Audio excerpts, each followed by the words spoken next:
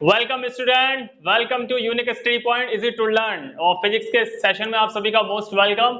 जैसा कि आपको पता है, से प्रीवियस क्लास में हम डिस्कस कर चुके हैं एक कूलाम आवेश को बनाने के लिए हमें कितने इलेक्ट्रॉनों की जरूरत पड़ती है, ये हम ऑलरेडी डिस्कस कर चुके हैं। तो मैं एक बार आपको रिवाइज करा देता हूं। जो हमारा था, एक कूलाम आवेश को बनाने के लिए हमें 6.25 इंटू 10⁻18 इलेक्ट्रॉनों की हमें क्या पड़ती है, जरूरत। इतने इलेक्ट्रॉन्स मिलके क्या बनाएंगे, एक कूलाम आवेश को बनाएंगे। यहां तक हमने डील कर चुके थे हम।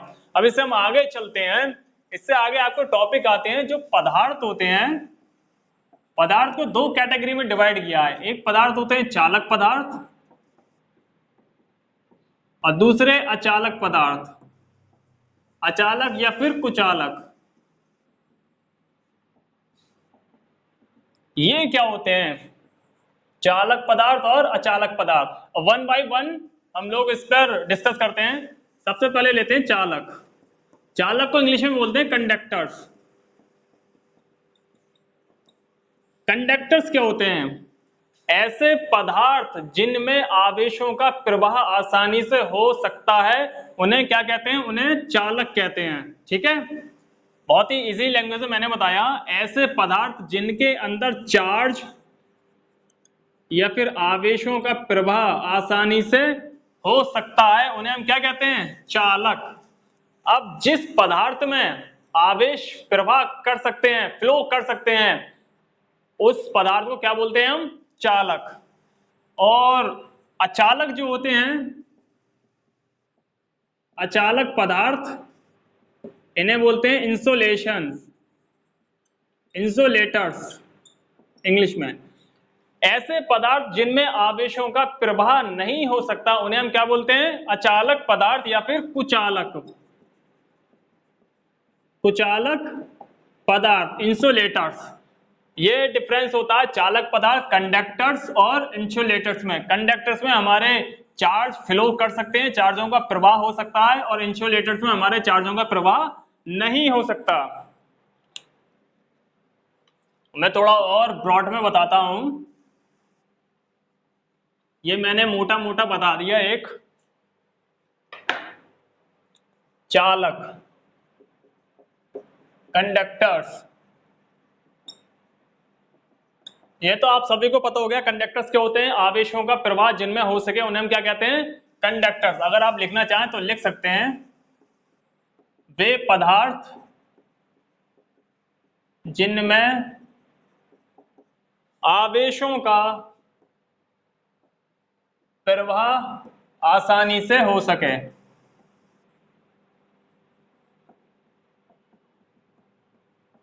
उन्हें हम चालक कहते हैं या फिर कंडक्टर्स कहते हैं।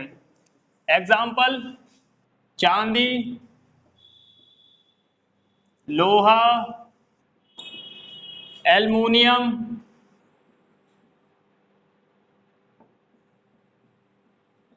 तावा, ये क्या है, ये सब चालक पदार्थ हैं। इनमें आवेशों का प्रवाह आसानी से हो सकता है, इसमें आवेश या फिर चार्ज आसानी से फ्लो हो सकते हैं। चार्ज कैन फ्लो, ठीक है, आवेश आसानी से फ्लो हो सकते हैं। और चांदी जो होता है, चांदी सबसे ज्यादा गुड कंडक्टर होता है। चांदी जो है, चांदी जो पदार्थ है, इसमें सबसे ज्यादा आवेश फ्लो कर सकते हैं। इसे हम बोलते हैं गुड कंडक्टर्स। ठीक है, सबसे ज्यादा प्रवाह किसमें होता है, चांदी में।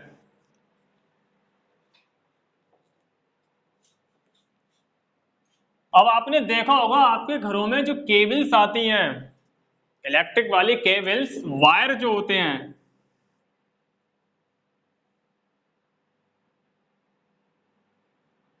एग्जाम्पल दे दे रहा हूं मैं।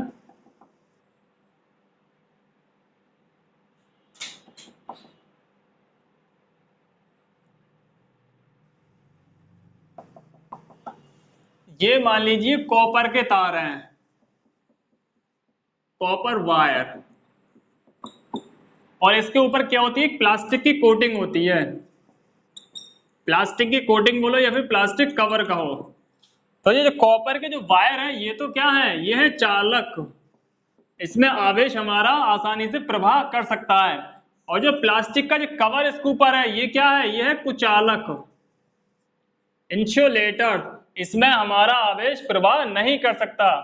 कुचालक के अगर और आप एग्जाम्पल लिखना चाहें तो आप लिख सकते हैं एग्जाम्पल कुचालक में रबर,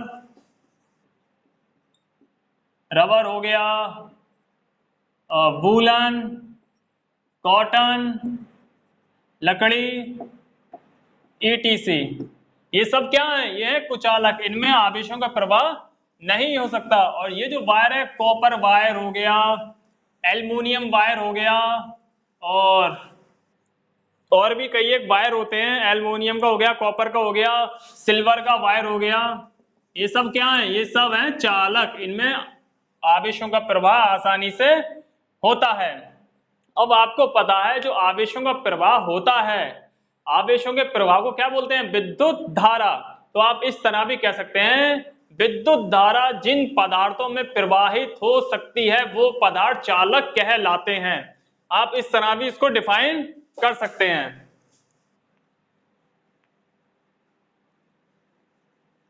अब मैं आपको बताता हूं कि ये जो पदार्थ होते हैं ये चालक और कुचालक, इनमें ऐसा कौन सा गुण होता है जिस गुण की वजह से ये चालक और कुचालक होते हैं। तो उस चीज को हम समझते हैं। जो भी मैटर्स होते हैं या जो भी पदार्थ होते हैं वो किससे मिलके बने होते हैं, एटम से। जितने भी पदार्थ हैं वो सब किससे मिलके बने हैं, एटम से मिलके बने होते हैं। अब एटम के अंदर क्या होता है, न्यूक्लियस, और न्यूक्लियस में क्या होता है हमारा, प्रोटॉन और न्यूट्रॉन। प्रोटॉन पर हमारा पॉजिटिव चार्ज होता है, न्यूट्रॉन हमारा क्या होता है, न्यूट्रल होता है, कोई भी चार्ज नहीं होता। इसी वजह से जो हमारा न्यूक्लियस होता है वो पॉजिटिव होता है। और न्यूक्लियस के बाहर कौन रिवॉल्व करते हैं, इलेक्ट्रॉन्स। इसके आउटर शेल में क्या करते हैं, इलेक्ट्रॉन्स मूव करते हैं। आउटर शेल में इसके बाहरी कक्षाओं में कौन मूव कर रहा है, इलेक्ट्रॉन। अब देखिए होता क्या है, इसमें पदार्थ किससे मिलके बना है, एटम्स में। बहुत सारे एटम्स हैं, यहां भी एटम्स, ऊपर भी एटम्स, इधर भी एटम। तो एटम्स के जो आउटर शेल में इलेक्ट्रॉन है, यहां पर एक फोर्स लगता है पॉजिटिव और नेगेटिव के बीच में। ये प्रोटॉन पॉजिटिव है, इलेक्ट्रॉन पर चार्ज क्या है, नेगेटिव। इस फोर्स को बोलते हैं आकर्षित बल या फिर फोर्स ऑफ अट्रैक्शन।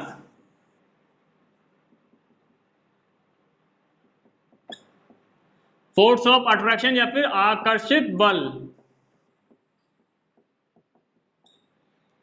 अब न्यूक्लियस से इलेक्ट्रॉन जितना स्ट्रांगली बाउंडेड होगा, जितना भी न्यूक्लियस से इलेक्ट्रॉन हमारा स्ट्रांगली बाउंडेड होगा, इलेक्ट्रॉन मूव नहीं करेगा।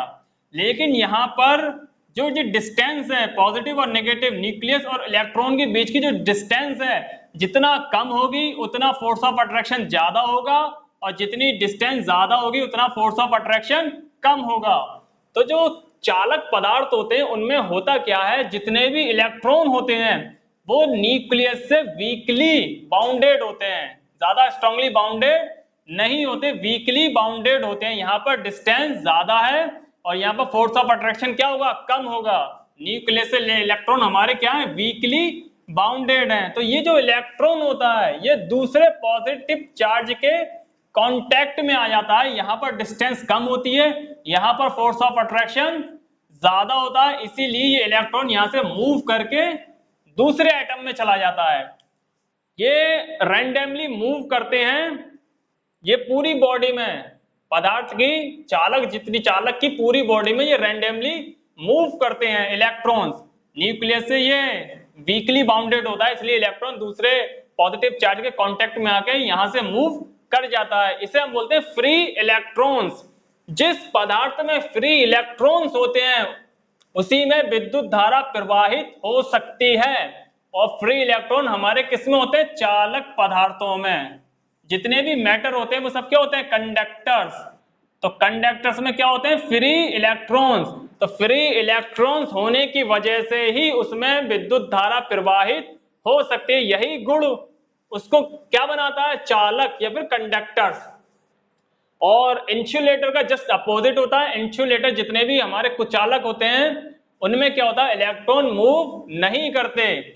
इलेक्ट्रॉन वहां पर न्यूक्लियस से स्ट्रांगली बाउंडेड होते हैं, तो वहां से इलेक्ट्रॉन मूव नहीं कर सकता। इसी वजह से वहां फ्री इलेक्ट्रॉन नहीं होते हैं। कुचालकों में विद्युत धारा प्रवाहित नहीं होती है। तो ये होता है इन दोनों के बीच का बहुत बड़ा अंतर। जिस पदार्थ में फ्री इलेक्ट्रॉन होंगे उसी पदार्थ में विद्युत धारा प्रवाहित हो सकती है, और जिस पदार्थ में फ्री इलेक्ट्रॉन नहीं होते हैं उसमें विद्युत धारा प्रवाहित नहीं होती है। फ्री इलेक्ट्रॉन होने की वजह से ही कोई भी पदार्थ चालक होता है। अब वैद्युत धारा को दो भागों में कैटेगराइज किया गया है, वैद्युत को या फिर इलेक्ट्रिसिटी, इसको दो भागों में क्या किया गया है, कैटेगराइज किया गया है। एक होती है स्टैटिक इलेक्ट्रिसिटी, इसको बोलते हैं स्थिर वैद्युत,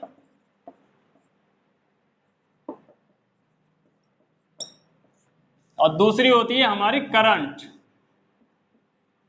करंट इलेक्ट्रिसिटी, इसको बोलते हैं वैद्युत धारा। इसमें एक डिफरेंस है, वो मेजर डिफरेंस क्या है, स्टैटिक इलेक्ट्रिसिटी में, स्थिर वैद्युत में हमारा जो आवेश होता है वो स्थिर होता है। जो चार्ज होता है वो किस पर होता है, रेस्ट पर होता है, मतलब मूव नहीं करता। और वैद्युत धारा में हमारा जो आवेश होता है वो गति में होता है, मतलब चार्ज मोशन में होता है। चार्ज किस में होता है, मोशन में। तो ये इन दोनों के बीच का क्या है, एक बहुत बड़ा अंतर, स्टैटिक इलेक्ट्रिसिटी स्थिर वैद्युत में और वैद्युत धारा में। अब हमारे जो सिलेबस में हम क्या पढ़ रहे हैं, हम पढ़ रहे हैं हमारा जो आवेश है वो किस में है, मोशन में है। तो हमारे सिलेबस में क्या है, चार्ज मोशन पर है, इसलिए हम क्या पढ़ेंगे, करंट इलेक्ट्रिसिटी वैद्युत धारा। ये हमारे सिलेबस में नहीं है। आगे एक चीज आती है, वैद्युत धारा जो होती है, किसी भी चीज को प्रवाहित करने के लिए हमें एक डिफरेंस की क्या पड़ती है, जरूरत। फॉर एग्जाम्पल अगर मैं आपको समझाऊं, ये आपके दो कंटेनर हैं,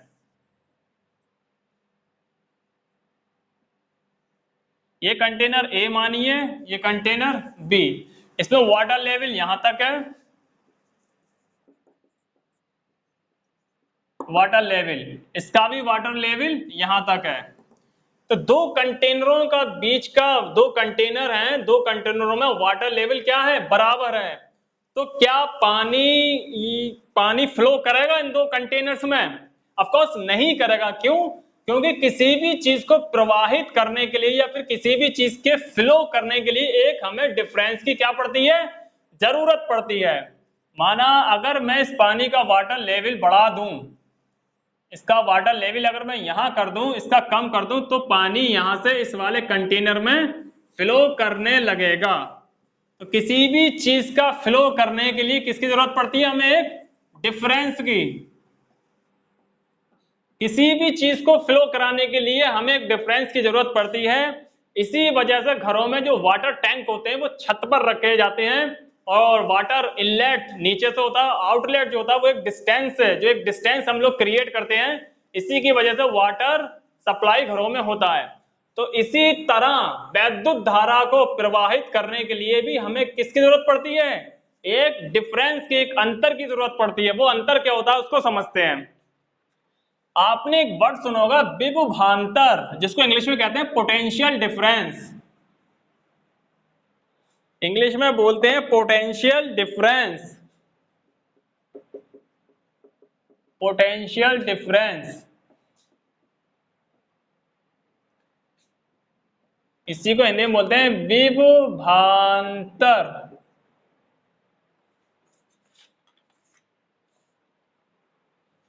विभवांतर ये क्या होता है इसको समझते हैं। ये विभवांतर क्या काम करता है, माना एक बिंदु ये है मेरा और एक बिंदु ये है, मेरे दो बिंदु हैं, ये मेरा पॉइंट ए है और ये मेरा पॉइंट बी है। किसी भी इलेक्ट्रिक सर्किट में या फिर किसी भी विद्युत परिपथ में इस पॉइंट से यहां तक, इस वाले पॉइंट से इस वाले पॉइंट तक चार्ज, जो चार्ज होते हैं हमारा, चार्ज को मूव कराने के लिए या फिर आवेशों को प्रवाहित करने के लिए इस वाले पॉइंट से इस वाले पॉइंट तक चार्ज को मूव कराने के लिए जो काम किया जाता है या फिर जो वर्क डन किया जाता है, जो कार्य किया जाता है या फिर जो वर्क डन किया जाता है, उसी को हम क्या बोलते हैं? विभवांतर या फिर पोटेंशियल डिफरेंस। इसी चीज को हम बोलते हैं विभवांतर, पीडी, पोटेंशियल डिफरेंस। और पोटेंशियल डिफरेंस की वजह से ही हमारी वैद्युत धारा प्रवाहित होती है। ये चीज समझ में आ गई होगी। दो पॉइंट होते हैं, इस वाले पॉइंट से इस वाले पॉइंट तक जो आवेश होते हैं ना, आवेशों को ले जाने के लिए जो कार्य किया जाता है, जो वर्क डन किया जाता है, माना मैंने इस वाले पॉइंट से इस वाले पॉइंट तक एक कूलाम आवेश को मैंने मूव करा दिया। अब एक कूलाम आवेश को मूव कराने के लिए जो मैंने वर्क डन किया, वही चीज क्या कहलाती है? पोटेंशियल डिफरेंस या फिर विभवांतर। यही चीज होती है विभवांतर। अब होता क्या है, डिफरेंस कैसे क्रिएट होता है, ये चीज और मैं बता देता हूं। कोई भी कंडक्टर होता है, माना कोई भी वायर होता है, कंडक्टर हमारा, इसमें ये मेरा कोई कंडक्टर है, इसमें मैंने वायर से एक बैटरी कनेक्ट कर दी, एक बैटरी या फिर एक सेल मैंने क्या कर दिया? कनेक्ट कर दिया।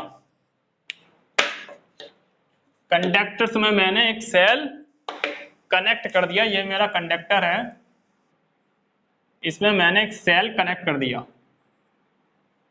अब सेल क्या काम करता है, सेल के बारे में थोड़ा जान लेता हूं। ये सेल आपने देखा होगा,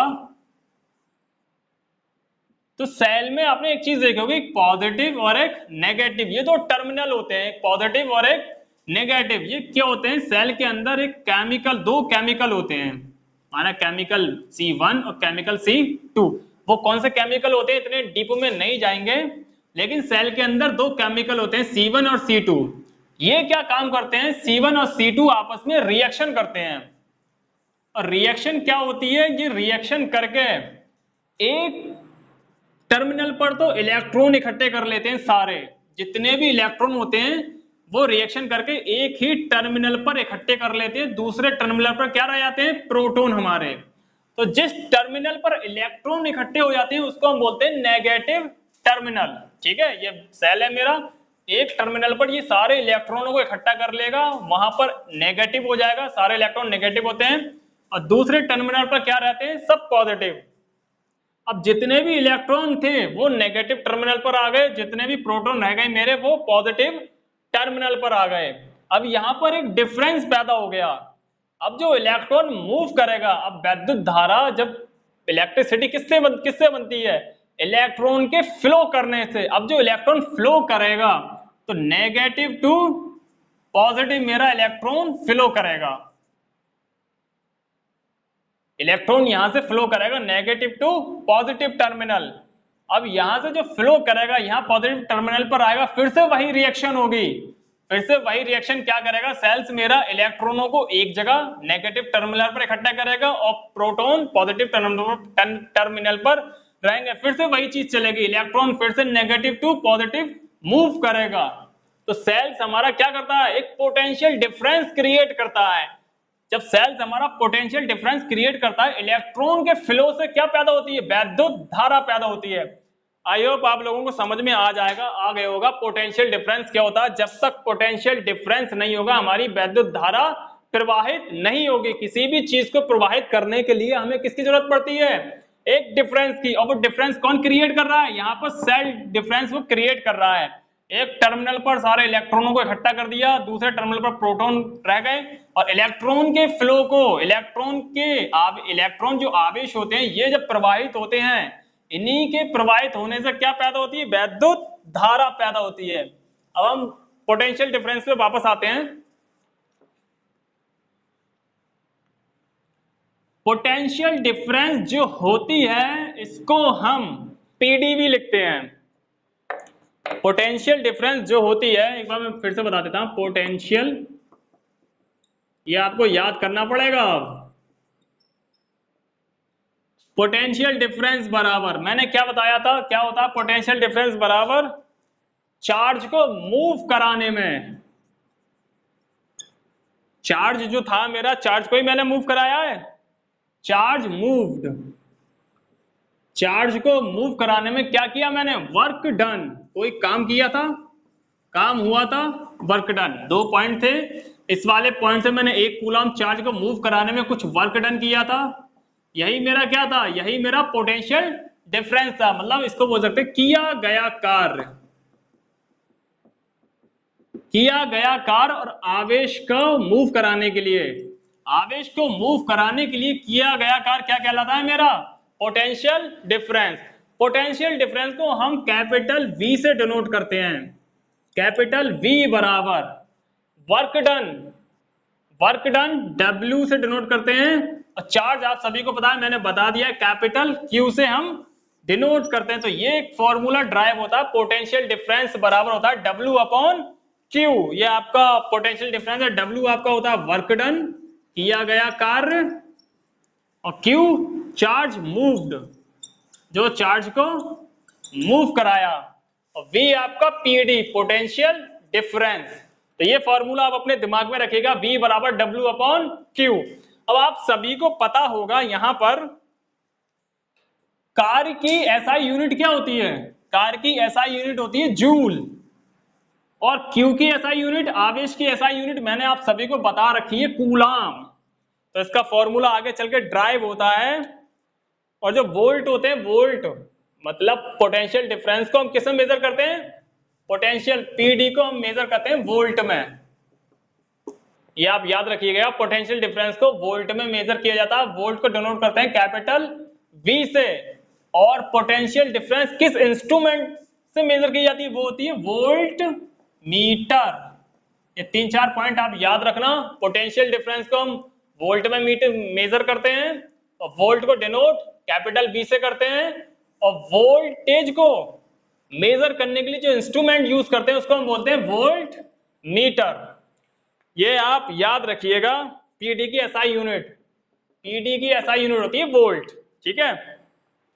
अच्छा, अब मैंने क्या कहा, मैंने कहा माना मेरे कौन से पॉइंट थे, ये 2 पॉइंट थे, इस वाले पॉइंट से इस वाले पॉइंट तक मैंने 1 कूलम चार्ज को मूव कराया, 1 कूलम चार्ज को मूव कराने के लिए मैंने 1 जूल क्या किया, कार्य किया, 1 जूल मैंने कार्य किया, तो इसका पोटेंशियल डिफरेंस या फिर विभवांतर होगा 1 वोल्ट, ठीक है। ये रिलेशन होता है, तो आप लिख सकते हैं 1 वोल्ट बराबर 1 जूल अपॉन 1 कूलम। ये क्या आ गया, इनका रिलेशन।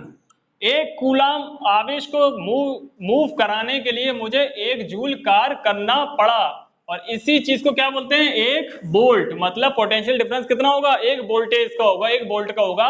अगर मैं इन 2 पॉइंट के बीच 1 कूलम चार्ज को मूव कराता हूं तो मुझे 1 जूल कार्य करना पड़ेगा, और इन दोनों के बीच का डिफरेंस, जो पोटेंशियल डिफरेंस निकल के आएगा, वो मेरा 1 वोल्ट निकल कर आएगा। तो ये रिलेशन याद रखना, या इसको इस तरह और भी लिख सकते हैं, 1 वोल्ट बराबर 1 जूल, और ये आपका C इनवर्स। कूलम्स को मैं ऊपर ले जाऊंगा तो इसमें माइनस का साइन आ जाएगा, 1 वोल्ट बराबर 1 जूल इंटू C इनवर्स। अब इसी से रिलेटेड कुछ क्वेश्चंस हैं, वो मैं आपको करा रहा हूं, आप सभी का और ज्यादा क्लियर हो जाएगा ये कि पोटेंशियल डिफरेंस हम लोग न्यूमेरिकल इसके किस तरह निकालते हैं। तो इसका एक क्वेश्चंस है, क्वेश्चंस ये है, 2 कूलम कोई चार्ज है हमारा, 2 कूलम आवेश को पॉइंट A से एक पॉइंट पे हमारा 118 वोल्टेज है, वोल्टेज टू ए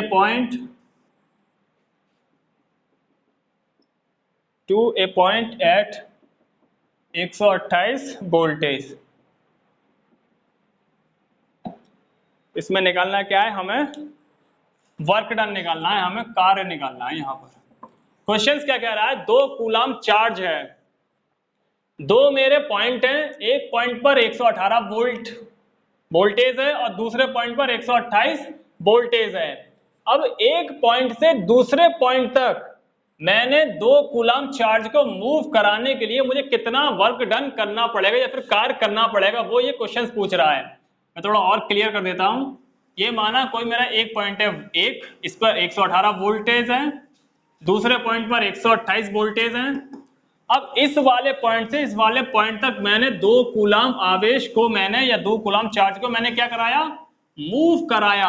और इस 2 कूलम चार्ज को मूव कराने के लिए मुझे कितना वर्क डन करना पड़ेगा वो मुझे फाइंड आउट करना है।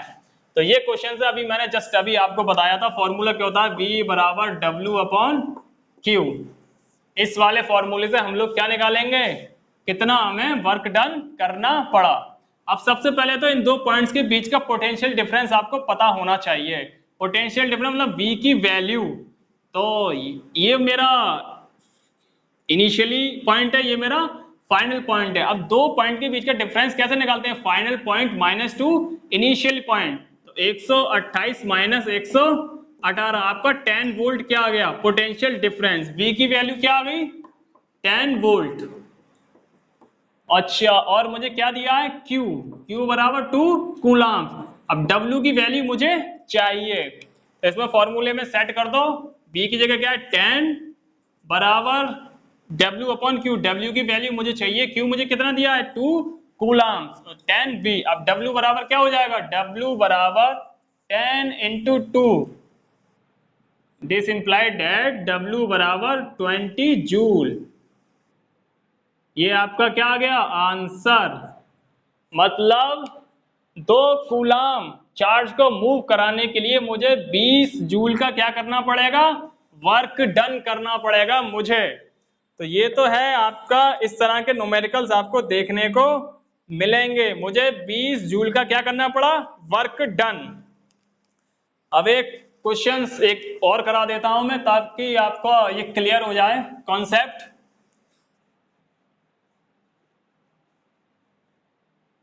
कभी कभी आपको डायरेक्टली वोल्टेज की वैल्यू दे देगा पोटेंशियल डिफरेंस की, और कभी कभी आपको निकालना भी पड़ेगा।